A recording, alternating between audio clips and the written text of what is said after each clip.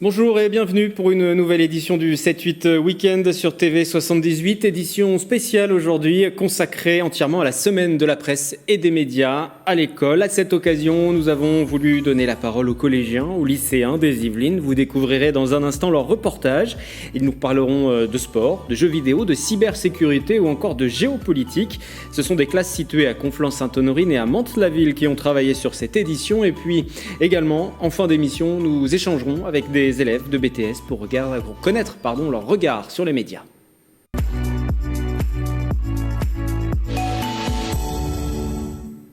Pour débuter cette édition, nous allons retrouver les élèves du collège La Vaucouleurs, c'est à Mantes-la-Ville, labellisé classe média par l'Académie de Versailles. Deux classes travaillent de 4e. Ils travaillent chaque semaine sur le décryptage de l'information et ils échangent avec un journaliste basé au Nigeria. Notre classe est parrainée par le journaliste Moïse Gomis, qui est en résidence au Nigeria.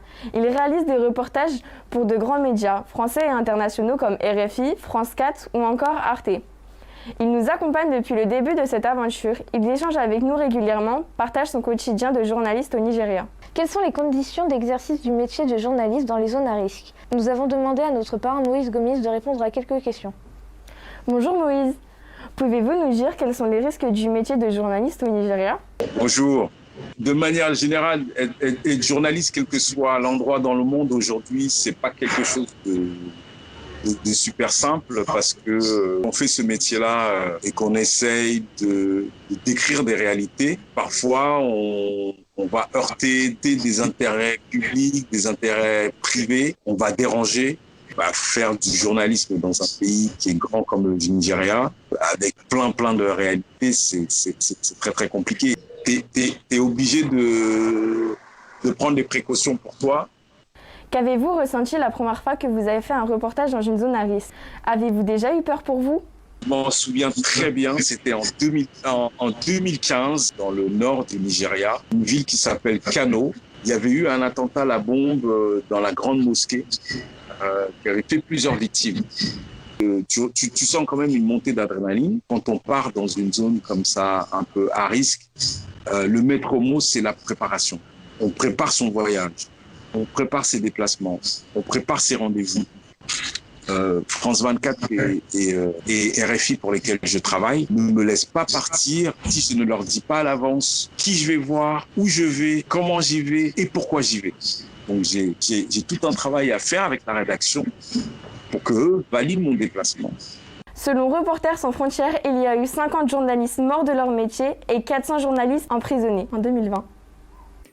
La semaine de la presse et des médias à l'école, 32e édition, s'achève donc. Comprendre le système des médias, former le jugement critique des élèves de la maternelle au lycée ou encore développer leur goût pour l'actualité. Les enjeux sont multiples. Cette année, nous avons, vous le voyez, décidé de donner l'occasion à plusieurs classes impliquées via leurs enseignants de préparer leurs propres reportages. Ce sont à présent des élèves du lycée Jules Ferry de Conflans-Sainte-Honorine qui nous parlent de cybersécurité. Ils sont inscrits en BTS Services informatiques aux organisations. L'attaque la plus fréquente que les personnes peuvent subir, c'est le ransomware, qui est la menace numéro 1 en matière de cybersécurité en 2021. Il y a aussi le phishing, qui consiste à envoyer des fichiers, mails fictifs à des utilisateurs pour récupérer leurs données personnelles. Alors, comment réagir quand on est victime d'une cyberattaque? Il serait préférable de débrancher le câble Ethernet du PC, de manière à confiner, on va dire, le PC. Ensuite, il serait préférable de aussi pas écouter les instructions de l'assaillant et de directement contacter la CNIL. Comment se protéger en amont pour éviter ces cyberattaques au maximum? La première étape est de savoir sécuriser son mot de passe. Nous sommes partis interroger les Yvelinois pour mieux connaître leurs habitudes. Oui, j'utilise le mot de passe partout parce que j'ai peur d'en oublier certains. Je pense qu'en mettant le même partout, je suis sûr d'avoir bon. Les applications importantes où il y a des données sensibles, par exemple Gmail, j'utilise un long mot de passe, ou pour les applications que j'utilise régulièrement, mais sinon les petites applications, je mets souvent le même. Alors, faut-il changer de mot de passe ou pas? Créer un mot de passe compliqué, Christine Frodo, professeur de management des systèmes informatiques, nous en dit plus. Il ne faut pas choisir 1, 2, 3, 4, il ne faut pas choisir le prénom de ses enfants. Il faut plutôt choisir un mot de passe qui a au minimum entre 10 à 12 caractères et qui comporte donc des chiffres, des lettres, des caractères spéciaux. Les mots de passe, ils doivent être uniques. On a souvent l'habitude d'utiliser des mots de passe identiques pour des sites différents. Ça, c'est à proscrire. Il est important de se protéger contre la cybercriminalité, car les cyberattaques se multiplient, comme dans la ville de Houille, qui a subi une attaque de rançon logiciel le 29 janvier dernier. Restons avec les élèves du lycée Jules Ferry à Conflans-Sainte-Honorine, qui à présent ont choisi de traiter le sujet du jeu vidéo et de sa mauvaise réputation qui perdure. FIFA, Counter-Strike, League of Legends, nombreux sont les Yvelinois qui passent du temps quotidiennement sur ces jeux vidéo. Les études sont maintenant nombreuses à montrer les avantages de leur pratique. Si certains apportent une flexibilité cognitive, d'autres permettent d'acquérir diverses connaissances. Parce que la majorité des documentations sont en anglais et le jeu vidéo est assez basé sur les mathématiques. Par exemple, améliorer notre réflexion, notre stratégie et encore nous rassembler avec les autres. Autre avantage du jeu vidéo, les intelligences artificielles permettent de voyager et de découvrir le monde. La réalité virtuelle est un marché en croissance. Elle plonge son utilisateur dans une réalité créée. On a le jeu développé par Microsoft qui s'appelle Flight Simulator, qui est un jeu où on pilote un avion et on peut réellement être dans l'avion, avoir le cockpit et vraiment être plongé dans le jeu vidéo et avoir cette sensation de voyage. L'époque actuelle est marquée par des périodes de confinement et de couvre-feu. Conséquence, le nombre de joueurs a augmenté de 11,3% en raison du lien social apporté. C'est un peu un moyen de s'émanciper, un peu oublier le stress des cours et des transports. Ça permet aussi de développer des relations, on va dire, avec des personnes virtuelles. L'avantage avec les jeux multijoueurs, c'est vraiment qu'on est connecté avec le monde entier et que ça permet de pouvoir faire des rencontres. Après l'annonce du 3e confinement, la vente de jeux vidéo pourrait connaître un nouveau rebond. Depuis le début de la crise sanitaire, leur vente aurait augmenté de 183%. Les cours d'éducation physique et sportive qui se poursuivent maintenant en extérieur pour les élèves sont de nouveau autorisés dans les lieux couverts, et ce depuis le début de la semaine. Une nouvelle preuve de l'importance de pratiquer une activité pour les plus jeunes, même en temps de Covid. Les élèves du collège La Vaucouleurs à Mantes-la-Ville se sont penchés justement sur cette question. Bonjour, je me présente, je suis Clara, élève en classe média au collège La Vaucouleurs. Aujourd'hui, nous vous présentons un reportage sur les loisirs en temps de Covid. Nos 3 journalistes, Chloé, Lisa et Farid, ont mené l'enquête auprès de la classe foot et de notre principal. Bonjour. Bonjour. Alors nous avons quelques questions à vous poser. La première, pourquoi avez-vous décidé de garder la classe foot ouverte ? Alors la classe foot, ça fait partie du projet d'établissement, c'est un repère pour l'établissement, c'est quelque chose d'important. En plus les jeunes sont engagés aussi dans des clubs, donc c'est important pour eux de pouvoir garder un minimum d'entraînement et de pouvoir avoir une activité physique. Avec la Covid, quel protocole sanitaire avez-vous mis en place ? Alors, le protocole sanitaire pour la classe foot, c'est surtout d'éviter les contacts rapprochés. Donc ça, c'est plutôt le professeur qui entraîne la classe foot qui a mis en place le protocole avec des exercices où il y a la distance de sécurité, ou quand ils n'ont pas le masque, ils sont laissés éloignés. C'est sous beaucoup de jeux de passe, des choses comme ça. Et la dernière, êtes-vous optimiste pour les retours des matchs ? Non, pas trop. Je pense que les matchs ne pourront pas reprendre comme on le connaissait avant, avec du public, avec des contacts rapprochés. Il faudra sans doute inventer d'autres règles pour les matchs avec la Covid. Merci beaucoup. Bonjour, la pandémie a bouleversé nos habitudes. Quel est l'impact de la Covid sur vos entraînements ? L'impact de la Covid sur nos entraînements, les matchs, c'est sans contact. On fait moins de matchs, on essaye de garder le mètre de distance. J'espère que ça va bientôt revenir, les contacts, parce que c'est un élément essentiel dans le football. Du coup, nos entraînements sont perturbés. Malgré la Covid, votre motivation est-elle toujours au rendez-vous ? Moi, j'ai toujours la motivation car j'aime trop le foot. Oui, ma motivation reste la même. J'aime bien avec qui je fais la section. Du coup, je vais continuer à faire du football à la section foot. Des fois, je suis en classe, j'attends que le moment de la section. J'adore le football, j'aime bien mes camarades. La section, ça sert à nous améliorer pour qu'en club, on soit plus fort. Et on prend du plaisir à jouer au foot. Merci à nos 3 journalistes, aux personnes interviewées. Je vous souhaite une bonne soirée et bonne continuation.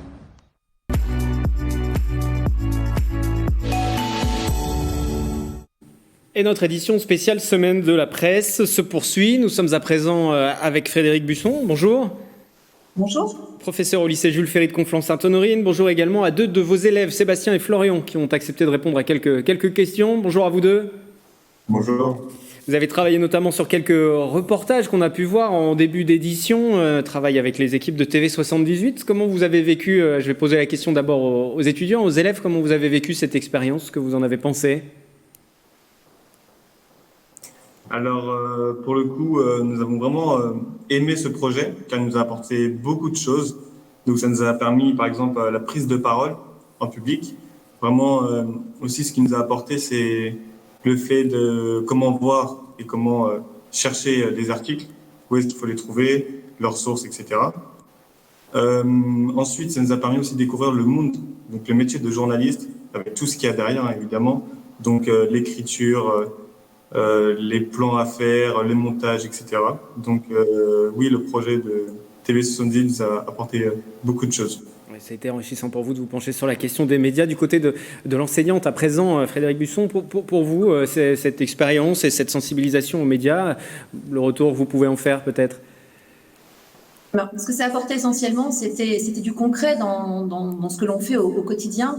Et pour les étudiants, la possibilité effectivement de réaliser quelque chose qui sorte du cadre scolaire et universitaire.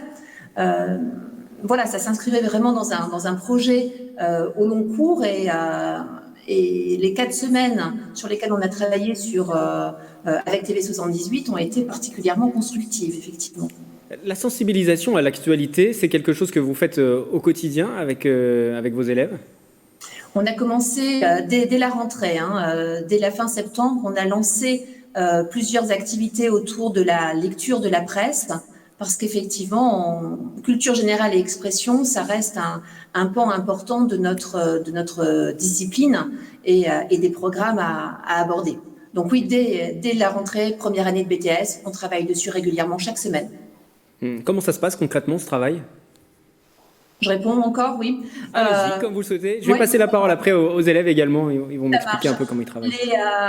Les étudiants ont eu, dès septembre, à présenter chaque semaine, par groupe de 6, individuellement, mais par 6, un article de leur choix paru dans la semaine. Donc, au fur et à mesure, les articles se sont diversifiés, les sources se sont précisées, leur lecture s'est faite plus critique. Et aujourd'hui, on arrive à une présentation d'articles choisis avec pertinence, avec discernement, avec un regard plus pointu sur ces articles. Donc, c'est déjà la première activité que nous avons menée. On l'a également, complexifié ces dernières semaines avec la réalisation de mini-revues de presse. C'est-à-dire que pendant les vacances d'hiver, par exemple, les étudiants ont choisi une thématique et ont cherché les articles correspondant à cette thématique pendant les 15 jours de vacances. Donc, réalisant ainsi de micro-revues de presse. Avant cette première année de sensibilisation et de travail, et là je m'adresse cette fois-ci aux étudiants, est-ce que vous suiviez l'actualité? Alors oui, mais différemment. On suivait plutôt l'actualité avec les réseaux sociaux, donc notamment Twitter, Instagram ou même Snapchat. Et depuis notre entrée en BTS, du coup, on a appris à s'informer avec des sites comme Le Parisien, Le Monde ou même encore l'Internaute.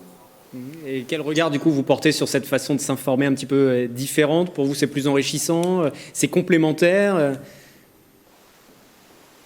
Le travail, forcément, du coup, la manière de s'informer est différente, mais ça nous permet, du coup, d'avoir un regard différent sur la manière de s'informer sur l'actualité. J'aimerais aussi vous entendre sur le regard que vous portez sur la presse, de manière générale, sur l'information, sur la façon dont elle est traitée. Comment vous percevez ces informations-là et quel regard vous portez? On dit souvent que le métier de journaliste n'est pas forcément l'un des plus appréciés, avec quelques-unes des autres professions. Vous, plus jeune, quel regard vous portez là-dessus? Alors, pour le coup, moi, au début, quand j'ai commencé avant le BTS, du moins, je pensais vraiment que le métier de journaliste et le métier de la presse, c'était un peu comme un monde si je peux dire, pas vraiment de mensonges, mais il y avait beaucoup de fake news. Il y avait il manquait d'informations vraiment importantes. Et du coup, grâce à ce BTS et grâce à, du coup, Madame Busson, ça nous a apporté du coup un regard plutôt positif et de manière générale, la revue de presse et le monde de l'information est très enrichissante, si je puis dire, parce que pour le coup, ça nous a permis de découvrir qu'il n'y a pas que chez nous qui se passe des problèmes, il y a aussi à l'international ou même national où il y a des problèmes et ceci est très important pour la connaissance du monde et de notre culture. Sur le travail, regard du fake news peut-être, c'est aussi un travail que vous engagez, et là je repose la question à l'enseignante, mais c'est un travail qui va s'engager un petit peu? Alors, on essaye déjà d'avertir nos élèves et nos étudiants par rapport à l'importance des sources, la vérification de leurs sources, le croisement des informations qu'ils peuvent obtenir par les différents médias qu'ils consultent. Donc c'est déjà une chose que l'on fait, faire attention aux sources. Dans le travail quotidien, lorsqu'ils ont à présenter un article ou ce genre de choses, il a fallu effectivement retrouver ces sources, savoir comment les citer. Et puis la question des fake news, oui, on essaye d'aborder cela, c'est au centre de l'actualité, c'est pas si facile que cela. Le professeur documentaliste a un rôle essentiel également dans ce travail. Et comment vous vérifiez justement, là cette fois-ci, je m'adresse aux lycéens, aux étudiants, comment vous vérifiez votre information? Lorsque vous recevez, quand vous voyez des flux d'informations, vous prenez tout de suite cette information pour argent comptant ou vous cherchez à en savoir un petit peu plus? Alors du coup, il y a différents moyens de vérifier ces informations. Déjà, on va regarder un peu la réputation du site. Si c'est un site qui est assez connu, comme par exemple Le Monde, on va se dire que l'information est forcément un peu plus fiable. Et si c'est des sites qui sont moins connus, on va chercher plusieurs fois, sur plusieurs sources différentes l'information pour voir si les informations concordent bien et si du coup on peut se fier à ce qu'on a vu. Vos sources d'information, ça reste Internet principalement. Le journal papier a encore un rôle à jouer ou pas? Le journal papier, plus tant que ça, on le voit plus énormément. C'est surtout sur Internet. Surtout sur Internet. Radio, télévision, moins? Radio, télévision, oui, le journal de 20h et le 1945. Qui reste finalement un petit peu des moyens de s'informer pour vous, même si aujourd'hui tout passe forcément par le numérique. Peut-être une question un petit peu plus large aussi sur le traitement et l'enseignement de ces questions-là, d'information. Des cours d'éducation à l'information, ça vous semble nécessaire pour vous, Frédéric Busson, pour que ce soit mis dans les programmes des élèves, au-delà de spécialisation? Je pense que c'est nécessaire à tout âge, à tout niveau du système scolaire, c'est-à-dire que ce sont des sujets qu'on aborde dès la primaire, on continue à le travailler en collège, de nombreux enseignants sont engagés dans cette éducation aux médias et à l'information en lycée, et pour autant, les étudiants arrivent parfois en BTS avec un regard sur l'information qui va parfois être limité à Twitter ou ce genre d'informations. Donc il faut poursuivre la démarche parce qu'en fait, je pense qu'il y a la maturité de l'étudiant qui rentre en ligne de compte. Ils apprennent des choses en collège, en lycée, et il faut vraiment poursuivre cela dans le supérieur puisque la formation du citoyen passe nécessairement par là. Une dernière question pour Sébastien et Florian. Ce travail sur les médias ou même tout simplement le fait de s'informer de manière plus large et pas uniquement sur les réseaux sociaux, vous allez le poursuivre au-delà de vos études, même par la suite? Ça va devenir un réflexe pour vous? Ou c'était contraignant cette année? Alors, du coup, cette année, c'est une année quand même assez particulière, du coup, vu les circonstances de la crise sanitaire, ce qui nous permet un peu d'être quotidiennement à la recherche d'informations de potentiels de peut-être confinement, ou de couvre-feu, ou de cas, enfin, de l'information. Mais pour le coup, oui, ce projet va me permettre d'être beaucoup plus informé, car maintenant, j'ai quand même découvert plusieurs plateformes ou d'information, et comment regarder l'information et comment l'utiliser, si je puis dire. Pour vous aussi, Florian? Oui, je suis d'accord avec ça. Ça nous a permis vraiment de découvrir une nouvelle manière de s'informer et pouvoir justement mieux suivre l'actualité. Merci beaucoup à tous les trois d'avoir participé à cette interview. Merci encore d'avoir été avec nous. Et merci à votre établissement plus généralement, à celui de Mantes-la-Ville également, qui ont tous les deux travaillé sur cette édition, avec nos journalistes que je remercie également, Mélanie Poquet et Justine Brasier. Merci à vous. Je rappelle au passage que la semaine de la presse et des médias à l'école est donc en train de s'achever partout en France. Juste avant de refermer ce numéro spécial du 7-8 Week-end, je voudrais vous parler tout de même d'une campagne de communication réalisée par des lycéennes, des lycéens de l'Académie de Versailles dans le cadre de cette semaine des médias à l'école. Ils viennent de diffuser sur les réseaux sociaux et dans les établissements scolaires plusieurs affiches réalisées à partir de témoignages. Le message « Et si c'était toi ?» Une vidéo a également vu le jour. Regardez. Moi, c'est Lucie. J'ai envoyé une photo à mon petit ami, je lui faisais confiance. Et pourtant, quand je suis arrivée lundi matin au collège, je me suis sentie jugée par les gens. J'ai appris que ma photo avait fuité sur les réseaux sociaux. J'ai dû quitter le collège pour le reste de la journée. Maintenant, je suis en seconde et cette histoire me suit encore au lycée. Ça m'a détruite. Moi, c'est Mathis. La semaine dernière, j'ai partagé sur Insta un photomontage de la prof d'histoire géo, nue. Ça a fait rire mes potes et ça fait le tour du lycée. Tout le monde y croyait. La prof l'a très mal pris. Et maintenant, c'est super dur pour elle de faire cours avec nous. Ça l'a détruite. Moi, c'est Inès. Je ne voulais pas sortir avec lui. Donc, il a décidé de raconter à ses amis qu'on avait couché ensemble. Même mes amis ne me croyaient pas. Il m'a créé une mauvaise réputation. La rumeur a circulé sur Snapchat et j'ai été catégorisée comme fille facile. J'ai arrêté d'aller à l'école après ça. Ça m'a détruite. Moi, c'est Sofiane. Je suis handicapé, mais également fan de réseaux sociaux. Je poste régulièrement des photos sur mon compte Insta, mais depuis peu, des camarades se moquent de mon handicap sur mes photos. Quand je vais au lycée, c'est vraiment devenu un supplice. Ça m'a détruit. C'était juste une blague. Juste pour plaisanter. Juste 5 minutes. Juste avec des amis. Mais pour la victime, c'est pour toute sa vie. Aujourd'hui, c'est Inès. C'est Sofiane. C'est Lucie. Et demain, si c'était toi.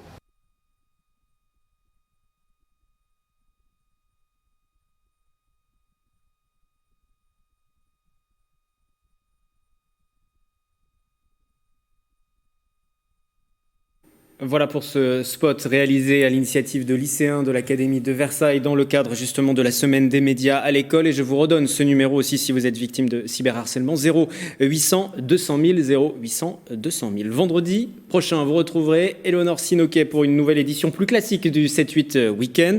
Votre journal d'information local revient lui lundi dès 18h en direct avec Grégory Canalé. À très bientôt sur TV 78.